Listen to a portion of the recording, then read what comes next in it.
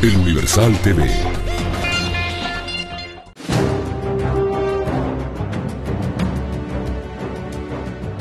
El motivo de mi licencia, que se presentó y así está razonada, era una invitación que me hizo el ITAM a un año sabático.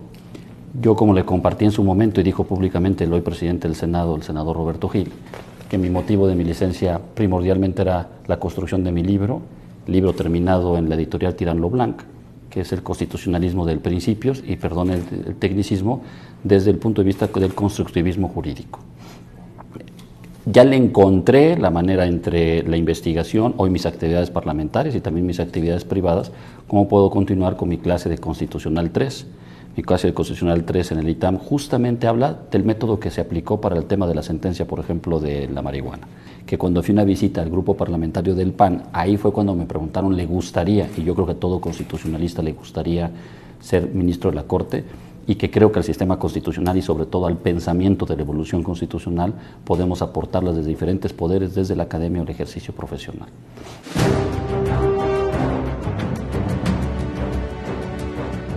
Y lo que me dicen y me seguirán diciendo es el constitucionalista. Justo ahorita, antes de empezar la entrevista, vino un senador a pedirme una opinión sobre si era constitucional o no, o cómo veía la iniciativa que quiere presentar, y me va a mandar copia. Y uno está aquí para aportar. Presidente de una comisión que me acaban de encargar, bastante importante para la reflexión constitucional, que sin duda tendré la mano a mis amigos ministros, a la judicatura, a la academia y al país en lo general, en el sentido de la comunidad jurídica, sobre este elemento, tanto jurídica, política, social, las especialidades que se quieran. Estamos diseñando ya cuál sería el plan a seguir, entendiendo las preguntas que quiere el Senado, que se conduzca como una consulta nacional, que genere un debate y que podamos tener un entregable adecuado para su reflexión y conclusiones concretas.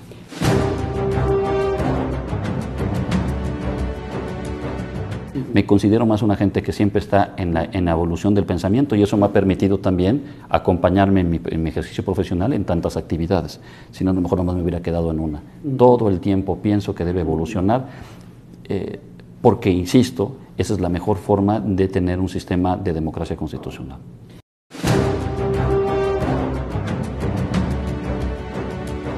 Hay que reflexionar qué necesita la Corte, porque qué perfiles se van de la Corte, y por lo tanto qué necesita la Corte de alimentar ese pensamiento constitucional, y si es así, después poner los perfiles y al final los nombres. Yo creo que así se debe de construir, y sabemos perfectamente los que nos dedicamos a esto qué tipo de perfil son los ministros. No importa el origen, no importa. Tenemos un ministro que fue presidente y que es de carrera judicial, pero que por cierto estuvo varios años fuera del Poder Judicial, que es un ministro sin duda progresista y un gran juez constitucional y un penalista de lujo. O la ministra Olga Sánchez Cordero, los dos amigos, también con un pensamiento progresista, y que en ese perfil el colegiado llamado pleno y el colegiado llamado primera sala y el colegiado llamado segunda sala, que no es lo mismo, cuál es el análisis al que se debe de alimentar por la falta de estos dos ministros que terminan su mandato. Sobre ese diseño, empezar a pensar en qué perfil.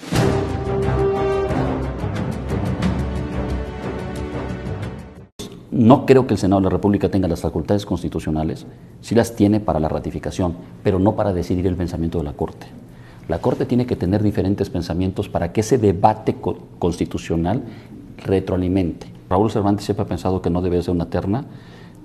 Por cierto, también fue el pensamiento, salió en una vez que fuimos, recién que nos habían mandado las ternas del Senado, si no me equivoco, en Jurídicas de la UNAM hicieron una conferencia, un foro, y estuvimos en paz descanse de Manuel Camacho Solís, estuvo el hoy presidente del Senado, estuvo tu servidor, no sé si se escamca otro nombre, y todos concluíamos, la procuradora Areli, que el procedimiento está bien, que en todo caso lo corregible sería que no se hiciera una terna, sino que fuera uninominal, o sea, va una sola persona, uno por uno, como en Estados Unidos.